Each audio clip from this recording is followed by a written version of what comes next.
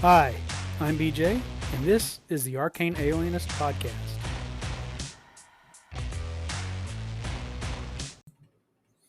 All right, it's RPG a Day 2023 continues. Hey, we're caught up as of today. It's 29th, and I'm going to do days 28 and 29. Um, and so, what do we got? What do we got here? The first day for day 28 is what is the um, scariest game I've played in?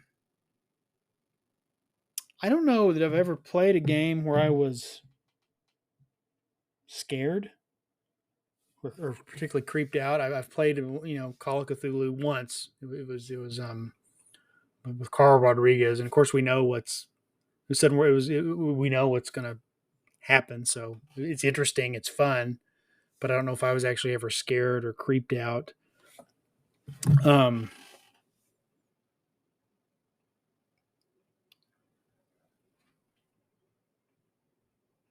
we've played. I've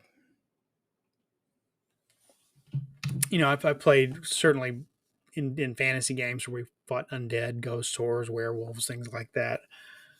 But I don't know that I've ever actually been scared. I know this, um,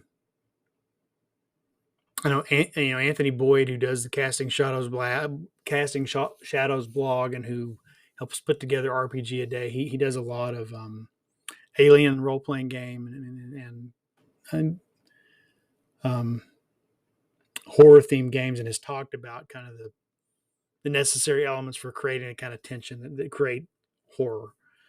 Um, and so his comments on that have been really interesting to listen to in the past. But I just haven't ever been in a game where we had a game master that was able to pull that off. I don't even know that anybody was even trying to, and certainly I've not been able to do to it when you put in horror themes. You've got when you get into like Warhammer, particularly Warhammer 40K, there's tons of horror, body horror, and nihilistic kinds of things. So existential horror, um, as well as just monsters, from space. But you kind of know what it is. I think we kind of get hardened to in role playing games to the fact that even a bog standard D&D dungeon crawl should be scary when you think about what you're doing. You're going into ancient ruins where you're not supposed to be, filled with dangerous hazards and monsters and a million ways to die. Why would anybody do that? I mean, you're looking for treasure, or maybe you've got some kind of quest that you're on, but that should be it's really scary. I mean, if you were to, you know, the elements of a good haunted house movie and a good dungeon crawler are pretty similar. But I think because we're in the mindset of we're brave adventurers, um, as opposed to ordinary people who are being sort of forced into these situations. In D&D, you've kind of signed up for it, right? You're not your characters aren't forced into those situations necessarily, which is, I think, an element of what makes for horror is the idea that things are beyond your control, um, and you've been put in a bad situation and that you're trying to get out of because you don't want to be in it, as opposed to you're actively you have your own agenda or your own mission that you're trying to accomplish, and dealing with those problems is part of it, right? Um, so not much else. Yeah, I don't have a lot of thoughts on scary. My most memorable encounter. Well, boy, I've described several memorable encounters in previous episodes uh, for RPG a Day. Um, Most memorable encounter. I'm trying to think of one I haven't already talked about. I mentioned the dragon being turned into a cow and plummeting to its death, which was very memorable. The dragon explode. I wasn't a part of the one with the dragon exploding. That was just relayed by friends. Funny character deaths that I've talked about. But my most memorable encounter. Uh,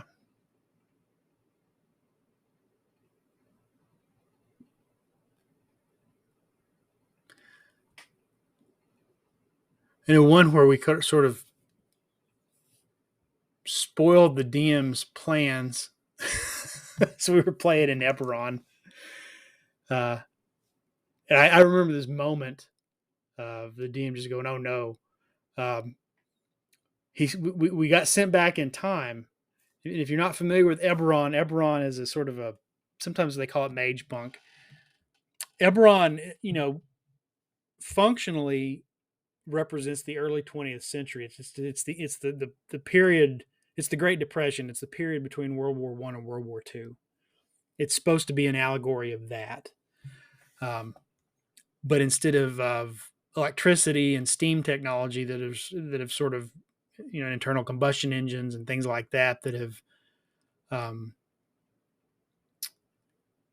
created the sort of modern world, a very modern world. It's magic that's done it. Magic has become mundane. Magic has been a common enough place that you've got magical technicians. They're not wizards or sorcerers. They know just enough magic to sort of continue to have the magical, everyday magical items that function as sort of modern technology to keep that working, so that society has this sort of approximate.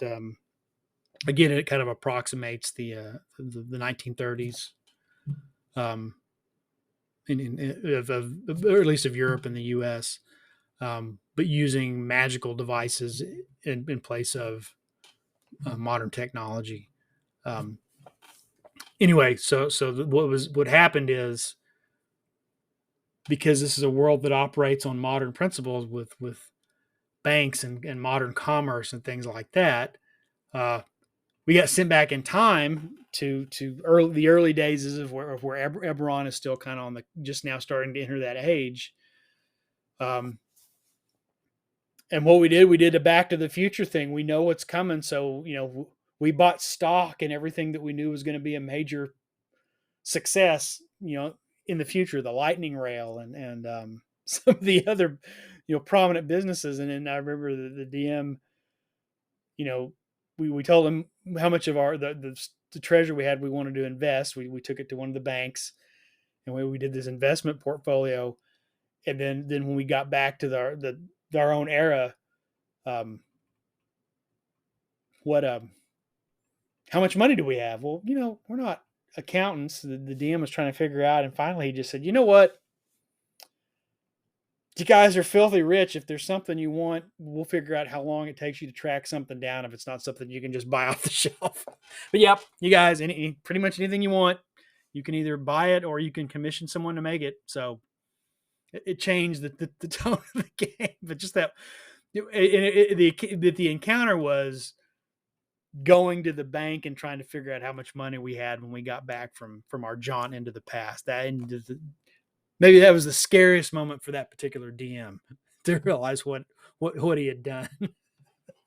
And I think me and the other player who came up with the idea just assumed he kind of knew all along that's what was going to happen and had a plan. But I think he didn't realize when he kind of let us do that, and then to jump 200-300 years back into the future, and that money has been sitting there and nothing's happened to it other than it's just the investments have just continued to, the stock has continued to increase in value.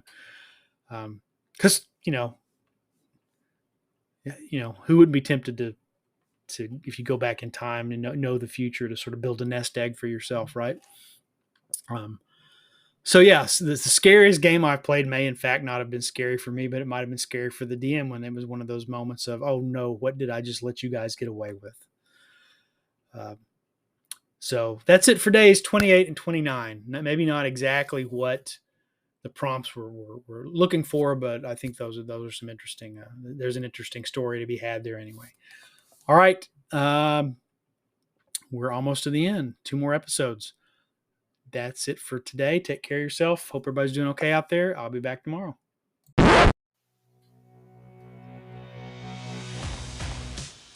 Thanks for listening to the Arcane Alienist podcast. The music you're hearing is Come and Get It by Scott Holmes Music. The cover art is by Dave Bone. Be sure to check out his stuff at ironseer.com. You can leave me a message. I have my SpeakPipe account linked to the show description. You can also send me an email at arcane.alienist@gmail.com just embed a voice memo, or I'll just read the text to your email during a future episode.